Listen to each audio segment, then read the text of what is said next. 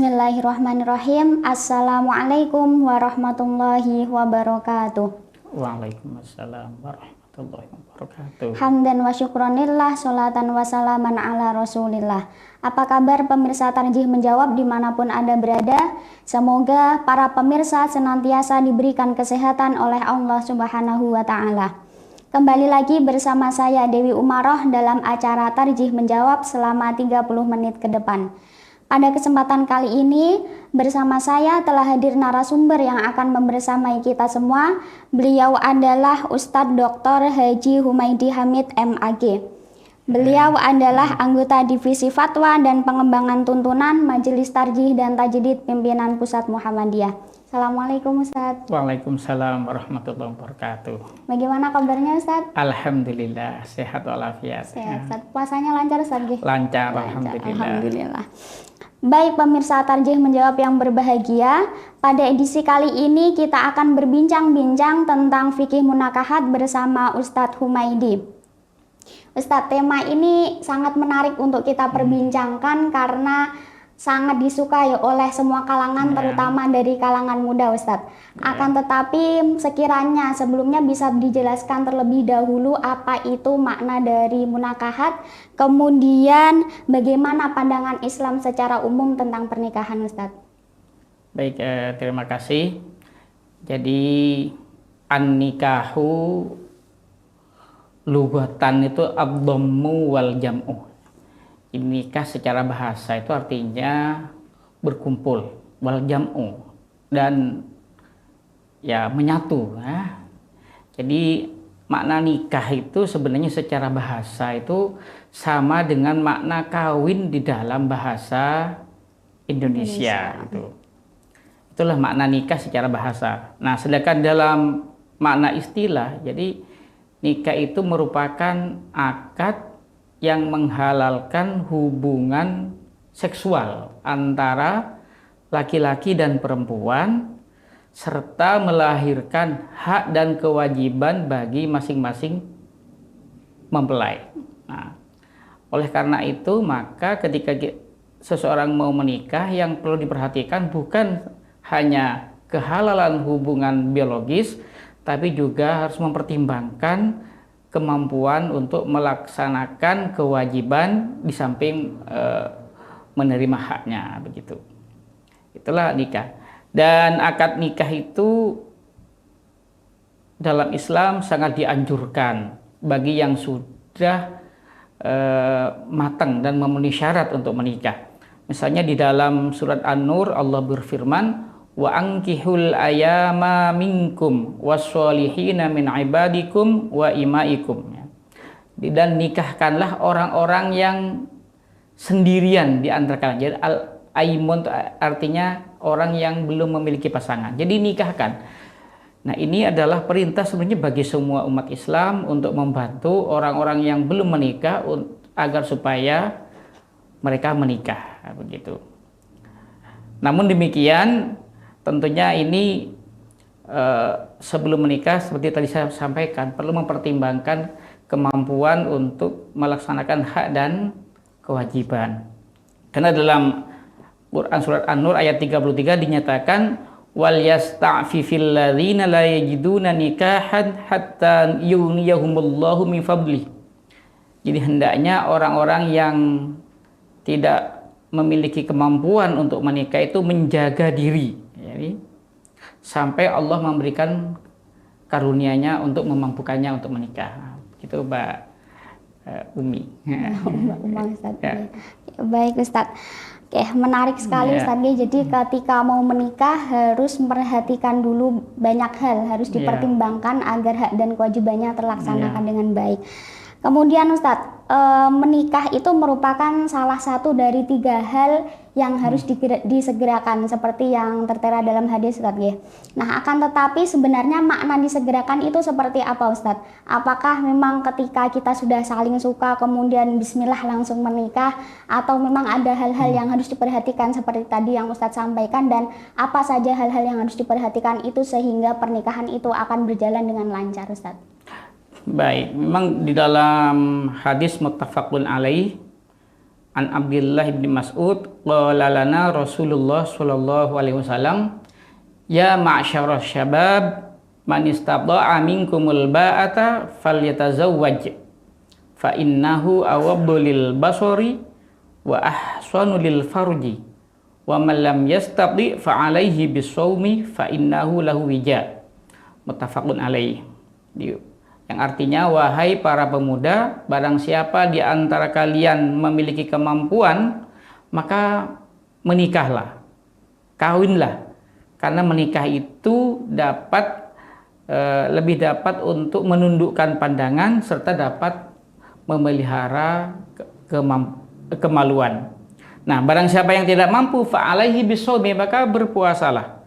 Fa'innahu lahu wija, karena puasa itu merupakan tameng. Jadi berdasarkan hadis ini, yang dianjurkan untuk segera menikah itu pertama adalah memang orang yang sudah memiliki kemampuan, baik dari segi kemampuan fisik, biologis, juga kemampuan ekonomi, dan juga secara psikologis memang sudah siap untuk menikah. Nah, kalau yang orang-orang yang sudah demikian, maka dianjurkan untuk segera menikah. Tentunya kalau sudah ada calonnya juga gitu. Nah di dalam Islam juga untuk urusan calon itu kan juga diatur oleh Nabi, bagaimana kita di dalam memilih jodoh itu hendaknya mempertimbangkan masalah agama. Urusan yang lain silakan, dari sisi fisik, dari sisi keturunan, dari sisi harta, silakan boleh dipertimbangkan, tapi jangan lupa yaitu farbidatid dinnya. Jadi hendaknya Anda itu tetap memprioritaskan urusan agama. Kalau tidak, maka Anda akan tercela gitu ya. Nah, gitu. Nah. Baik Ustadz, kalau begitu ini masih berkaitan dengan pertanyaan ini Ustadz. Kemudian tentang fenomena nikah muda Ustadz itu bagaimana? Tadi kan manistato'ah Ustadz ya. Istito'ah itu kemudian oleh sebagian orang yang melegalkan atau yang kemudian mereka banyak sekali menyeru untuk nikah muda, alasan mereka adalah untuk menjaga diri, sehingga istitoahnya mungkin agak sedikit terabaikan. Menurut Ustadz bagaimana tentang fenomena nikah muda ini Ustadz?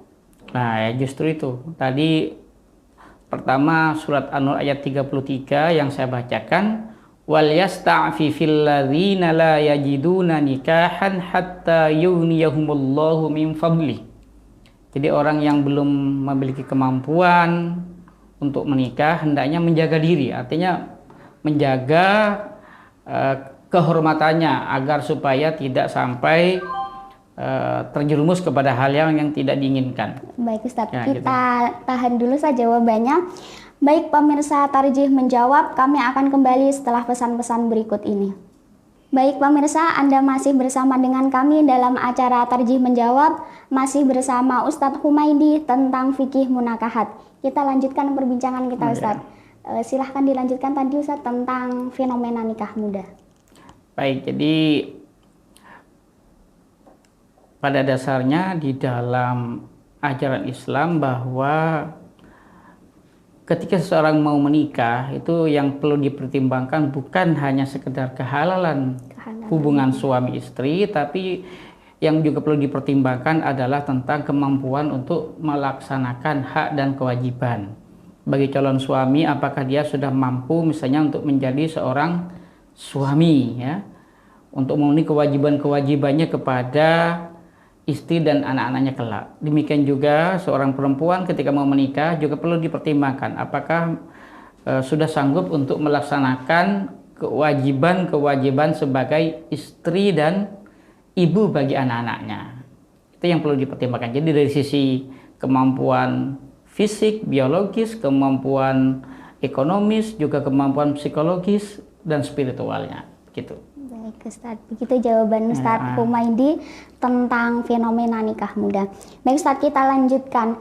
Di kota-kota besar terdapat satu cara pandang unik Ustadz, bahwasanya pernikahan itu merupakan salah satu unit pengekangan kebebasan perempuan, sehingga ada beberapa perempuan yang berpandangan tidak perlu menikah agar bisa menjadi independent woman. Menurut Ustadz bagaimana ini?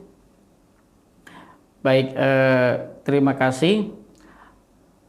Nah, untuk menjawab ini kita bisa melihat surat Al-Quran surat An-Nahl ayat 97 yang berbunyi, Man amila sholihan min dzakarin aw untha wa huwa mu'minun falanuhyiyannahu hayatan thayyibah wa lanajziyannahum ajrahum bi ahsani ma kanu ya'malun.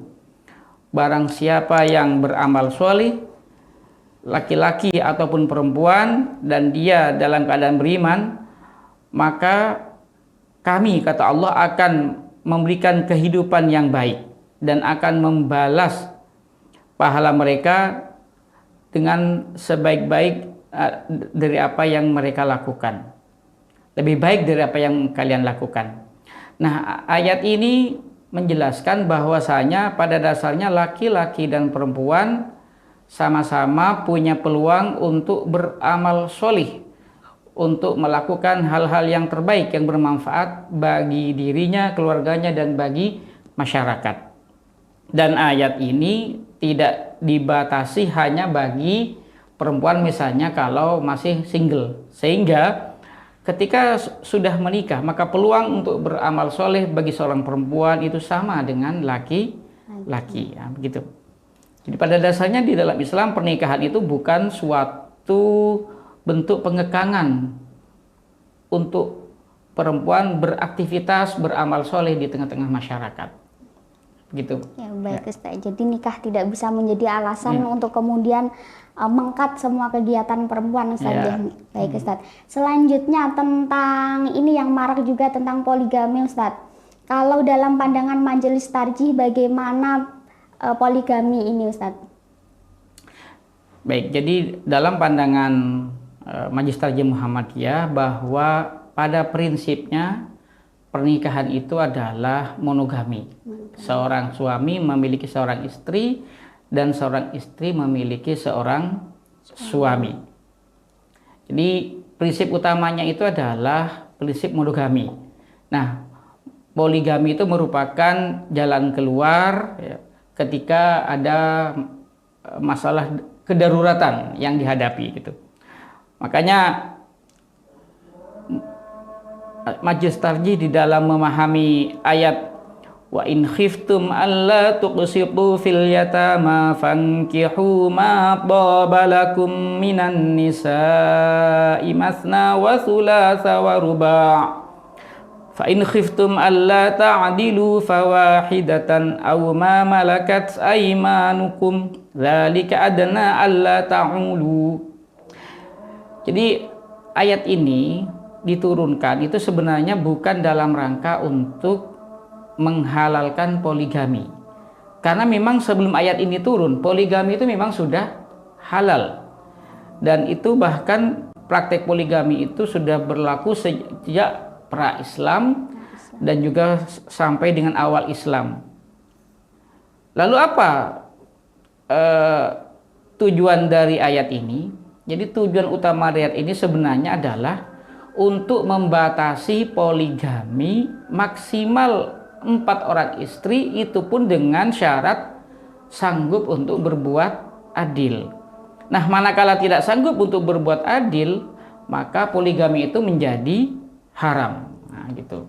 Jadi prinsipnya itu sebenarnya adalah prinsip monogami gitu. Jadi bukan poligami, kecuali poligami itu sebagai jalan keluar dalam kondisi darurat. Nah, begitu. Jadi pada prinsipnya monogami, Ustaz, dalam Islam dan dalam pandangan Majelis Tarjih.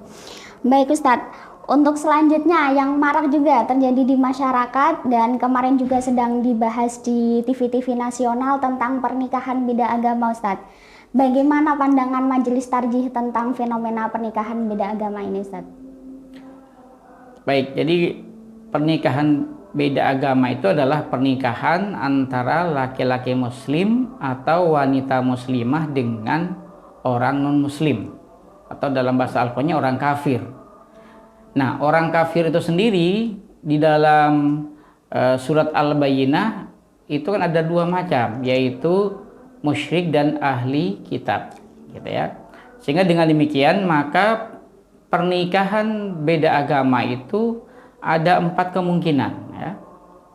Kemungkinan yang pertama yaitu laki-laki muslim menikah dengan wanita musyrik, ya. Kemudian yang kedua yaitu wanita muslimah menikah dengan laki-laki musyrik. Dalam hal ini Allah sudah memberikan tuntunan di dalam surat Al-Baqarah ayat 221. Baik Ustaz, kita keep dulu jawabannya. Baik pemirsa Tarjih Menjawab, kami akan kembali setelah pesan-pesan berikut ini. Baik pemirsa, Anda masih bersama dengan kami dalam acara Tarjih Menjawab, masih bersama Ustadz Humaidi tentang fikih munakahat. Kita lanjutkan perbincangan kita Ustadz. Yeah. Silahkan dilanjutkan tentang pernikahan beda agama Ustadz. Baik, jadi yang pertama dan kedua adalah pernikahan laki-laki muslim dengan wanita non muslim tapi yang masuk kategori musyrik, atau pernikahan perempuan muslimah dengan laki-laki musyrik. Nah, hal ini diatur dalam Quran surat Al-Baqarah ayat 221 yang berbunyi wala tankihul musyrikati hatta yu'min wala amatum mu'minatun khairum min musyrikatin walau a'jabatkum wala tunkihul musyrikina hatta yu'minu wala abdun mu'minun khairum min musyrikin walau a'jabakum. Jadi janganlah kalian para laki-laki menikahi wanita-wanita musyrik sampai mereka beriman, karena hamba sahaya yang mukminah itu lebih baik daripada wanita musyrikah sekalipun wanita musyrikah itu menakjubkanmu. Kemudian, dan janganlah kalian menikahkan wanita-wanita muslimah dengan laki-laki musyrik sampai mereka beriman, karena hamba saya yang beriman itu lebih baik daripada laki-laki musyrik sekalipun dia juga mengagumkanmu, menakjubkanmu. Nah, ayat 221 dari surat Al-Baqarah ini secara tegas melarang pernikahan laki-laki muslim ataupun wanita muslimah dengan laki-laki musyrik dan wanita musyrikah gitu. Nah, kemudian yang berikutnya adalah pernikahan wanita muslimah dengan laki-laki di kalangan ahli kitab. Ini diatur di dalam surat Al-Mumtahanah ayat 10. Nah, yang intinya itu adalah lahunna hillul lahum wa lahum yahilluna lahunna. Jadi wanita muslimah itu tidak halal bagi laki-laki non muslim atau laki-laki yang kafir, dan orang-orang kafir itu juga tidak halal menikahi wanita muslimah. Nah, orang kafir yang dimaksud di sini ini mencakup kafir dari orang-orang musyrik maupun ahli kitab. Jadi secara fikih peluang wanita muslimah memiliki laki-laki non muslim sebagai suami itu sebenarnya tertutup. Itu para fuqaha menetapkan demikian. Nah, yang menjadi perselisihan sebenarnya di kalangan fuqaha itu adalah bagaimana kalau laki-laki muslim menikahi wanita ahli kitab dari kalangan Yahudi maupun kalangan Nasrani. Karena sebenarnya di dalam Al-Quran surat Al-Ma'idah ayat 5 Allah berfirman, Al-yawma uhilla lakumut thayyibat wa ta'amul ladzina utul kitaba hillul lakum wa ta'amukum hillul lahum wal muhsanatu minal mu'minati wal muhsanatu minal ladzina utul kitaba min qablikum. Jadi pada hari ini dihalalkan bagi kalian hal yang baik-baik, dan makanan orang-orang ahli kitab itu halal bagi kalian. Kemudian makanan kalian juga halal bagi orang-orang ahli kitab. Dan wanita-wanita mukmin al-muhsanat yang menjaga diri serta wanita-wanita yang menjaga diri di kalangan ahli kitab itu juga dihalalkan bagi umat Islam. Jadi dalam pandangan jumhur ulama, memang laki-laki muslim itu boleh halal menikah dengan wanita ahli kitab. Nah, di kalangan sahabat yang melarang itu, ya setahu saya itu ya hanya Abdullah ibnu Umar. Karena bagi Abdullah ibnu Umar, wanita ahli kitab yang dia temui saat itu tuh sebenarnya juga sudah masuk kategori musyrik. Namun sungguh pun demikian, seperti tadi sudah saya sampaikan, pada dasarnya Al-Quran membedakan antara wanita ahli kitab dengan wanita dari kalangan musyrikah. Jadi kafirnya orang musyrik dengan kafirnya ahli kitab itu dibedakan di dalam Al-Quran. Lalu bagaimana dalam konteks Indonesia misalnya ya? Nah, dalam konteks Indonesia, Muhammadiyah itu termasuk yang melarang pernikahan wanita laki-laki muslim dengan wanita ahli kitab. Kalau di sini di kalangan Kristen maupun Katolik. Mengapa melarang padahal Al-Quran membolehkan? Nah, alasannya karena ternyata di dalam fenomena pernikahan laki-laki muslim dengan wanita ahli kitab, ternyata anak-anak yang dilahirkan dari mereka itu banyak yang mengikuti agama ibunya, karena ibu itu lebih dekat dengan anak. Nah, ini berarti bahwa madorot pernikahan laki muslim menikahi wanita ahli kitab itu lebih besar daripada maslahatnya. Padahal sekalipun Al-Quran membolehkan laki-laki muslim menikahi wanita ahli kitab, itu tetap dia tuh berkewajiban membawa anaknya itu ke dalam agama Islam. Nah, ini yang tidak banyak terjadi di Indonesia begitu. Sehingga berdasarkan kaidah sadduz dzari'ah, yaitu melarang hal-hal yang asalnya mubah yang dapat mengantarkan pada kemudorotan, maka hukumnya menjadi haram. Nah, begitu. Sekalipun ya, ada ayatnya Ustaz. Iya, jadi karena ayatnya itu boleh, sesuatu yang boleh itu bisa berubah menjadi haram kalau ternyata dapat menimbulkan kemudorotan yang lebih besar daripada kemaslahatannya. Gitu. Dan dalam hal ini Muhammadiyah tidak sendiri, MUI pun juga melarang yang demikian, yang kemudian diakomodir di dalam kompilasi hukum Islam. Di mana dalam kompilasi hukum Islam itu bahwa wanita yang tidak beragama Islam termasuk yang dilarang untuk dinikahi oleh laki-laki muslim. Nah, gitu. Jadi secara fikih Muhammadiyah dan MUI itu dalam ya sama, kemudian dikuatkan oleh kompilasi hukum Islam. Gitu, Mbak. Jelas sekali jawaban dari Ustadz Humaydi bahwasanya Muhammadiyah sudah mengambil ketetapan Ustadz dengan tegas menolak pernikahan beda agama. Baik pemirsa, itulah tadi perbincangan saya bersama Ustadz Humaydi tentang fikih munakahat. Semoga bermanfaat bagi pemirsa semuanya yang sekarang menjalankan ibadah puasa. Pemirsa yang berbahagia, saksikan selalu Tarjih Menjawab pada episode-episode selanjutnya. Dan akhirnya saya, Dewi Umaroh, beserta kru yang bertugas pamit undur diri. Sekian dari saya. Wassalamualaikum warahmatullahi wabarakatuh. Waalaikumsalam.